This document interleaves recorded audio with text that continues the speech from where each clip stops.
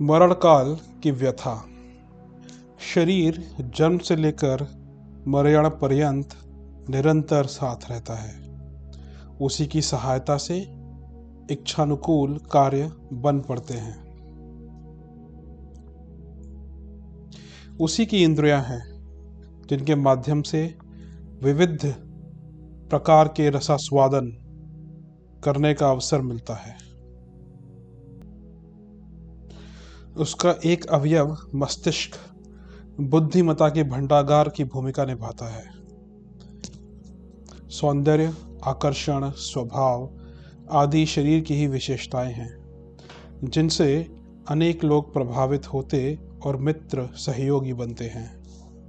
शरीर की सेवा साधना, वफादारी और स्वामी भक्ति को देखते हुए उसके साथ घनिष्ठतम भाव रखना स्वाभाविक है। इस शरीर को जो कोई मान सहयोग देता है वह भी प्रिय लगने लगता है। ऐसी दशा में उसकी शोभा, सज्जा, सुविधा बढ़ाने के लिए हर व्यक्ति सामर्थ्य भर प्रयत्न करता है। शरीर को कभी क्षति पहुंचती है, व्यथा होती है तो अंतस भी तिलमिला जाता है और जो संभव है वह उपचार करता है। शरीर से समझौता करने के लिए मानस सदा ताना बाना बुनता रहता है। यह घनिष्ठता, आत्मीयता बढ़कर एकात्म भाव तक विकसित हो जाती है कि स्व की कल्पना करने पर शरीर की ही कल्पना सामने आती है।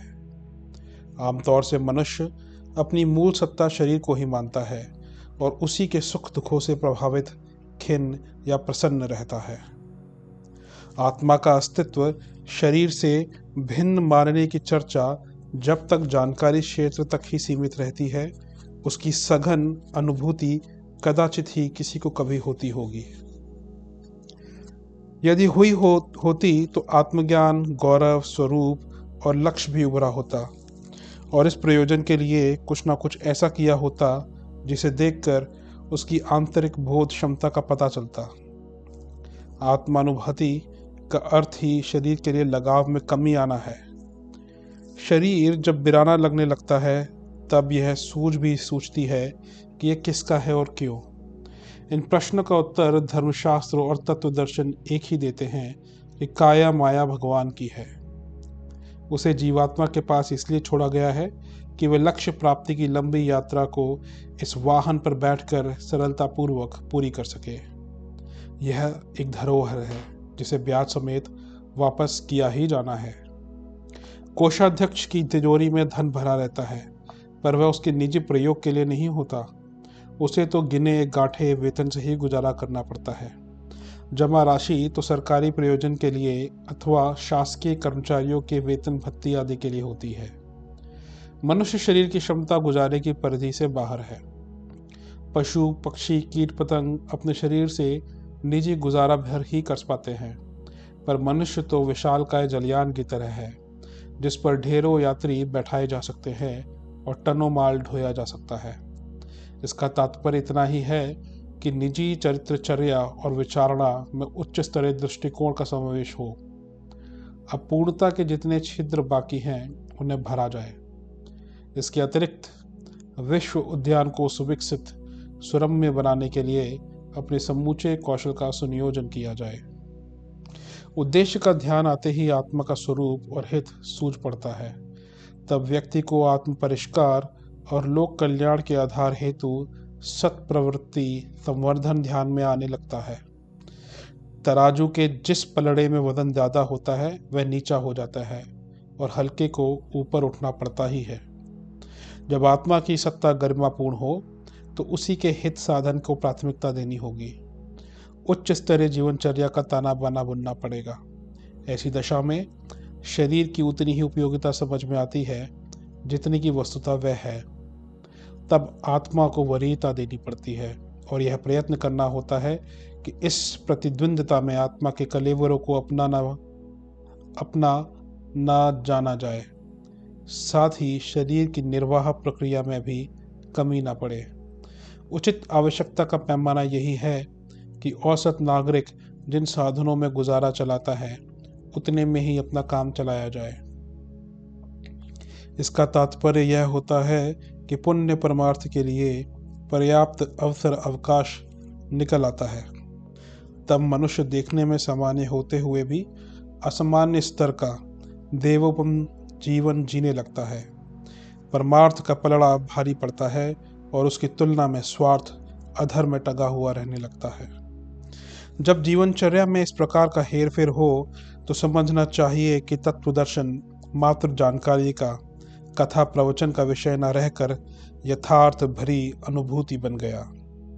तब जीवात्मा को अपने कर्तव्य और उत्तरदायित्व ही प्रधान दिखते हैं। उन्हीं में आसक्ति केंद्रीभूत हो जाती है। शरीर के लिए अनासक्ति होती है, उसे भगवान का उद्यान देवालय समझकर उसी समय तक सद्व्यवहार किया जाता है जितना कि माली बगीचे के प्रति और खजांची तिजोरी भरी राशि के प्रति जागरूक और कर्तव्य परायण रहता है। उन्हें अपनी निज की संपत्ति नहीं मानता।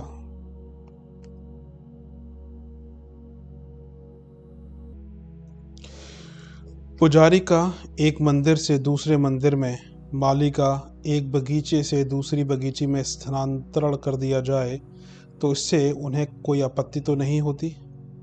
सैनिक को एक मोर्चे से हटाकर दूसरे मोर्चे पर बदल दिया जाए तो उसमें क्या आपत्ति हो सकती है। शरीर परिवर्तन को भी जो लोग ऐसा ही एक प्रसंग मानते हैं, उन्हें मरणकाल का ना तो भय लगता है और न शरीर त्यागते समय कष्ट ही होता है। मृत्यु प्रायः एकाएक नहीं आती। दुर्घटना से तो कभी कभी ही कोई मरते हैं। आमतौर से बीमारियां बुढ़ापे के रूप में शक्तियों की कमी बनकर आती हैं। जब आत्मा का बोझ धारण किए रहना शरीर के लिए कठिन पड़ता है तो ही टूटा मकान बदलने जैसी स्थिति आती है और वह कार्य बिना झंझट या असुविधा के पूरा हो जाता है। शरीर और आत्मा दोनों ही एक दूसरे की समुचित सेवा करने योग्य नहीं रह जाते, तो झंझट मिटाने के लिए दोनों का पृथकता के लिए समझौता हो जाता है। यही मृत्यु है। सांसारिक दृष्टि से इसे पति पत्नी के बीच आए दिन झंझट होने का निपटारा तलाक के रूप में संपन्न हुआ समझा जा सकता है। इसमें दोनों पक्षों को स्वतंत्रता भी मिलती है और राहत भी। कष्टकर मृत्यु उन्हीं को होती है जो शरीर को, परिवार को अपनी ममता से इस प्रकार जकड़ लेते हैं जिनको पृथक करना कठिन बन पड़ता है। मरने के समय धड़कन बंद होना उतना कष्टकर नहीं होता जितना कि मजबूत कसे हुए भवबंधन को तोड़ना। जो मेरा है उसे मेरे साथ चलना चाहिए और नहीं तो मुझे उसके साथ सदा सर्वदा के लिए जुड़ा रहना चाहिए। इस मान्यता को, अभिलाषा को सृष्टि क्रम का समर्थन नहीं मिलता। परंपरा यही है कि जंग लगे लोहे को भट्टी में तपाकर गलाया जाए, पीछे उसका नया उपकरण ढाला जाए। इस सतत परंपरा को अमान्य करने वाले ही प्रकृति के विरुद्ध संघर्ष छेड़ते और उससे हारते हैं। यही है मरण काल की व्यथा, जिसमें कष्टकर कारण एक ही होता है, दृष्टिकोण का वांछनीय साँचे में ढला होना। भगवान की धरोहर को अपनी संपदा मानना और कायर माने जाने पर झंझट खड़ा करना। यदि वस्तु स्थिति को जानकारी मात्र न रहने देकर यथार्थता की अनुभूति तक उतार लिया जाए तो मरण रंगमंच का पर्दा बदलने जैसा लगे और उस कुतूहल को देखते हुए किसी को भी त्रास ना सहना पड़े।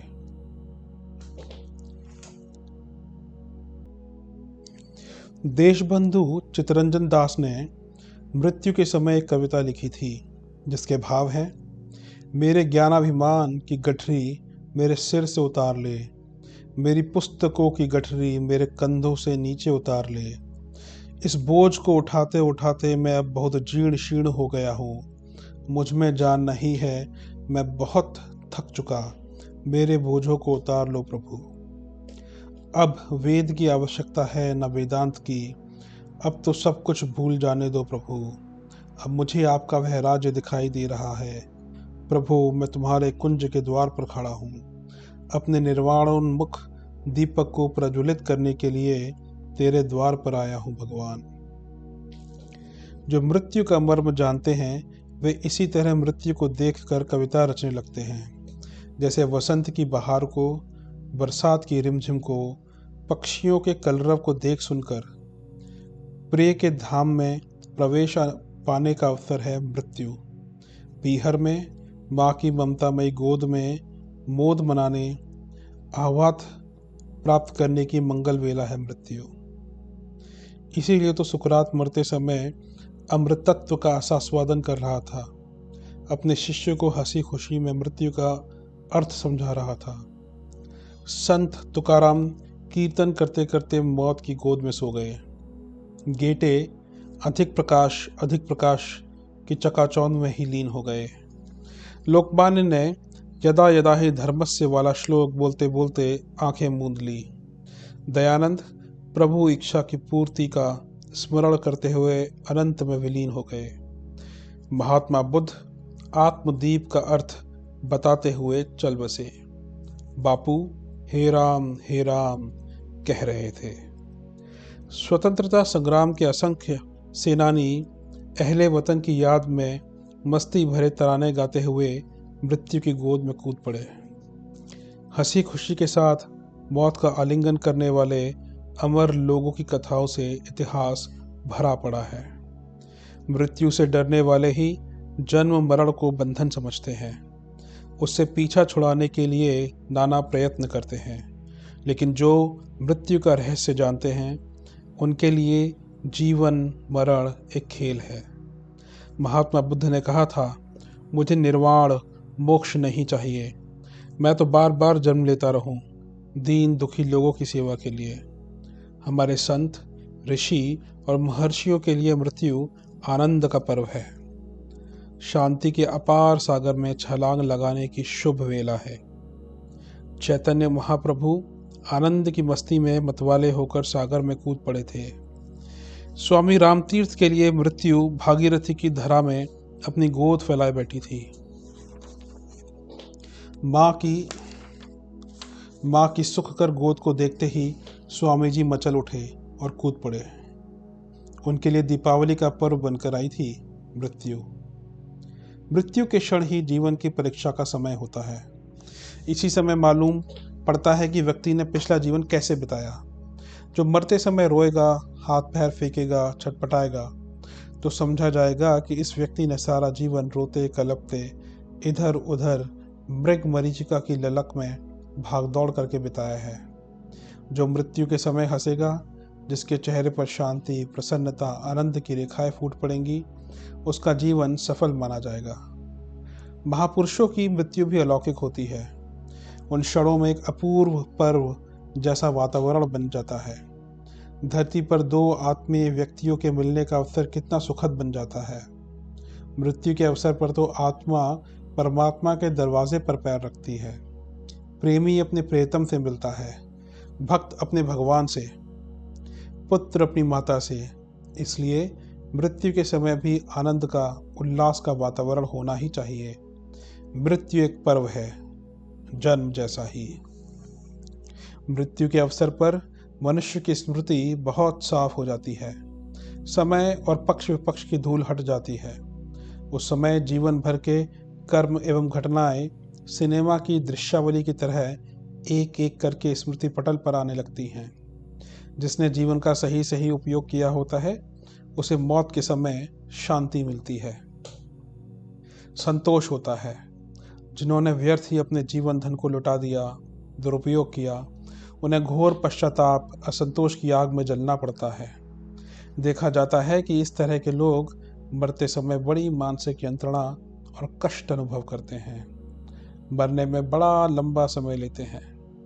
इसी तरह जो लोग पहले से ही अपने आप को मृत्यु के लिए तैयार ना करके वस्तु पदार्थों के गोरख धंधे, संग्रह आदि में ही लगे रहते हैं, उन्हें अपना सब कुछ जुटाया हुआ सामान जब छोड़ना पड़ता है, खाली हाथ जाना पड़ता है, तो बड़ा मानसिक कष्ट होता है। संसार और यहाँ के वस्तु पदार्थों में उनकी आसक्ति उन्हें बड़ा कष्ट देती है। जीवन एक कहानी है तो मृत्यु उसका परिणाम। जीवन एक प्रश्न है तो मृत्यु उसका उत्तर। जीवन एक यात्रा है तो मृत्यु अंतिम पड़ाव। दोनों का साथ अनन्य है। गौरवपूर्ण मृत्यु प्राप्त करना जीवन की सफलता का प्रमाण है और यह जीवन भर तैयारी करने पर ही निर्भर करती है। हमारा जीवन मृत्यु की तैयारी का अवसर है। आवश्यकता इस बात की है कि मृत्यु को याद रखते हुए हम अपने कार्यक्रम निर्धारित करें, योजनाएं बनाएं। यह भी निर्विवाद सत्य है कि मृत्यु का गौरवपूर्ण, सुखद, शांतिमय स्पर्श तभी प्राप्त होता है जब हम स्वार्थ को भूलकर परमार्थ के लिए जीवन लगा देते हैं। किसी महान सत्य की साधना में, जनसेवा में, परमार्थ में जीवन लगा देने पर ही मृत्यु के आनंदमयी क्षण प्राप्त होते हैं। मनुष्य को मौत के दर्शन को और स्पष्टता से समझाते हुए श्री कृष्ण कहते हैं, वासांसी जीर्णानि यथा विहाय, नवानि गृहाति नरोपराणि, तथा शरीराणि विहाय जीर्णा, न्यन्यानि संयाति नवानि देहि। गीता 2:22। जिस प्रकार कोई मनुष्य पुराने वस्त्र को त्याग कर नए वस्त्र ग्रहण करता है, उसी प्रकार आत्मा पुराने शरीर को छोड़कर नया शरीर प्राप्त करती है। पुराने वस्त्र को छोड़कर नए वस्त्र पहनने वाले व्यक्ति के शरीर में कोई परिवर्तन नहीं होता। वैसे ही पुराने शरीर को छोड़कर नया शरीर ग्रहण करने वाली आत्मा भी वही रहती है, उसमें कोई परिवर्तन नहीं होता। मृत्यु की इतनी स्पष्ट मीमांसा कदाचित ही किसी अन्य स्थान पर मिलती हो। भगवद गीता का जितना अध्ययन या पाठ किया जाता है, शायद ही किसी अन्य हिंदू धर्म ग्रंथ का पाठ किया जाता हो। फिर भी लोग मृत्यु से इतने भयभीत रहते हैं। लगता है शायद ही किसी ने इन तथ्यों को गंभीरतापूर्वक लिया हो। सत्य को गंभीरता से समझा जाए अथवा उथले मन से देखा जाए, उसका निश्चित प्रभाव पड़ता है। उदाहरण के लिए, आग को छूने पर जल जाने की वास्तविकता किसी भी ढंग से समझी जाए, गंभीरता से या गंभीरता से, एक बार समझ लेने पर छोटा बच्चा भी आग से सतर्क रहता है। फिर क्या कारण है कि आत्मा की अमरता और मरण धर्मा शरीर की वास्तविकता जानने मानने के बाद भी लोग मृत्यु से भय खाते हैं? उत्तर एक ही है, मोहाविष्ट मनस्थिति। जन्म से लेकर जीवन पर्यंत साथ रहने वाले शरीर में सुख दुख, कष्ट सुविधा और हर्ष शोक की अनुभूतियाँ होती हैं। ये अनुभूतियाँ शरीर और मन के तल पर ही होती हैं। इसलिए बहुत गहराई में अवचेतन मन में यह धारणा बैठ जाती है कि अपना अस्तित्व शरीर तक ही सीमित है। कहने सुनने को लोग भले ही तत्वज्ञान, आत्मा की अमरता और पुनर्जन्म की बातें करते हों, पर ये विचार, मान्यता या आस्थाओं का स्थान नहीं ले पाते। सूरज की उपस्थिति भी बादलों में छुप जाती है। चंद्रमा पृथ्वी की ओट में आ जाने पर होते हुए भी ना होने जैसा लगता है। उसी प्रकार सर्वाधिक निकट और सबसे समीप होने के कारण शरीर की ओट में यह तत्वज्ञान छिप जाता है। शास्त्रकारों ने भी इसी का नाम शरीराभ्यास कहा है। लेकिन यह सर्वविदित है कि शरीर मरण धर्मा है। फिर मरने से भय कैसा? मकान को गिरते या जलते देखकर लोग अच्छे और कीमती से कीमती भवन को छोड़कर भागते हैं, यह जानकर कि मकान गिर रहा है या गिरने वाला है। फिर मृत्यु को निश्चित जानकर अधिकांश लोग मरते समय रोते कलपते क्यों हैं? क्यों यह चेष्टा करते हैं कि किसी प्रकार मृत्यु को टाल दिया जाए? एक प्रसिद्ध राजनेता और विचारक लेखक ने मृत्यु भय का कारण जिजीविषा बताते हुए कहा है कि जिजीविषा इतनी प्रबल है कि देहनाश स्वीकारने के बाद भी मनुष्य को यश काय से जीवित रखना चाहती है। इस तथ्य को भुलाकर कि जब हम ही न रहे तो क्या रहेगा मजार, वह पिरामिड, मकबरे आदि अपने जीवन काल में ही बनवा डालता है। यदि किसी से में फटे पुराने कपड़े त्याग कर नए कपड़े बनवाने की सामर्थ्य है, परंतु फटों को नहीं उतारता, तो वह समाज में हास्यास्पद माना जाता है। अति जिजीविषा का भी परिणाम यही होता है। शरीर जरा जीर्ण हो गया कि अनेक बीमारियां घेरे हैं, परंतु जिजीविषा बाध्य करती है कि इसी फटे पुराने को चलाओ, परंतु यह जीना नहीं, देह रूपी बोझ का ढोना मात्र है। इस दुखद स्थिति से उबारने वाली मृत्यु को सबसे श्रेष्ठ सखा बताते हुए उन्होंने लिखा है कि अनेक लोग मृत्यु को मनुष्य के लिए निकृष्ट दशा मानते हैं।